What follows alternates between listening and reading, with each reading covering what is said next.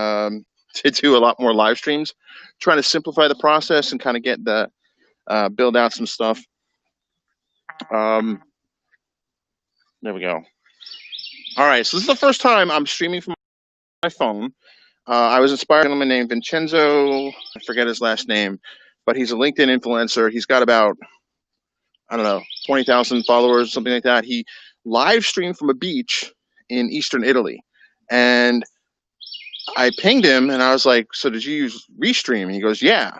And actually, no, he didn't write me back, but he kind of said things. I need more coffee.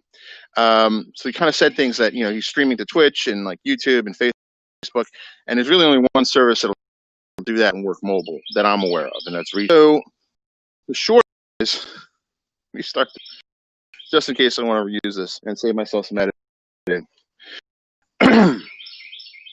So the downside, he can't check comments because he actually had teams that he was. I only have one phone with an iPad, I guess, the other one, but I don't want to interrupt the flow here.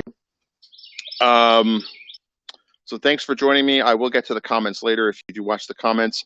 I do a quick shout out to everyone who watched my stream last night. Thank you very much. We had a great conversation about reskilling and stuff like that. You can check if you're watching. I always wear a nice shirt when I stream on LinkedIn Live, but it's stream too. Bear Driven, Facebook, Frank's World, that sort of thing. But I want to test out this live stream because I was really inspired because this morning, coming from a beach in Eastern, Vincenzo was live streaming from Eastern Italy, and I was like, wow, that's a really cool idea. And I'm probably one of the few people on earth, because I'm such a nerd, to see somebody live streaming from a beach and saying, wow, that's a cool idea. Kind of in-browser experience does, it used to not work, but now it does. So the reason, aside from walking around outside, is you a project off and on, I don't know, probably since 2014. It's actually when I originally got the stuff together. It remains my most popular YouTube video by far, and that is my solar power kit. I have it reconnected. I have it working again, and what this is a Coleman watt solar cloudy. Plug in the voltmeter, how it is, but it's a great experiment in seeing what can off of solar power. Now this is I call it a solar generator. It is a generator because it's converting solar to electricity, but it's not a whole house thing. One of my, not my, but one neighborhood up, we have a massive array. I would say it's about the size, it's got to be at least 20 or 20 by 10, massive solar array. I was driving around in another direction and somebody else had one. Wow, that's pretty cool. I wonder how much that can produce. My guess is that could power the whole house. If this is 55 watts, and this is not the highest grade, different solar panels, there's two main technologies right now. This was originally put together an IoT project for a city in Boston, the city of Boston, to test out some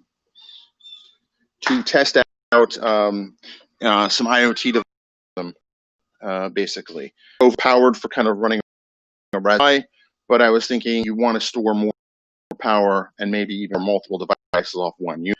But let me show you. So basically, there's a wire here, and you have to forget messy under my desk is. But this is my med, and those wires all converge to the wire, which then a fair bit of rain last night. So let me make sure nothing expensive gets any water on it or electronic. This stuff's not expensive. What's amazing about this stuff is that the only expensive part is really the solar panels. Everything else is pretty commoditized. So if you want to see the whole video where I put it together, I will link to the comments. But this is what we got here. This here is a charge panel or charge controller. This takes the energy from the panels and regulates it and dumps it into this. Basically, it's a car battery. And the car battery, this makes sure that the battery doesn't get overcharged, which bad happen when a battery gets overcharged, things like explosions and such. And this regulates the kind of the input from that. Now, there are some of these that actually have an output thing, an output or your power you're going to draw from it. But this doesn't have that. So what I have is I have this here. Unplug this. This here connects to the battery terminal, and you have your basic 12-volt car cigarette lighter type thing. Whoops. Uh-oh. Yeah, it's hard to do this backwards. So let me zoom out and kind of hold the camera. So this is an experiment. Can't see your comments. All right, so I have that here, and I got this the other day. This is a 12-foot DC current wire. Now, I do know that you're not supposed.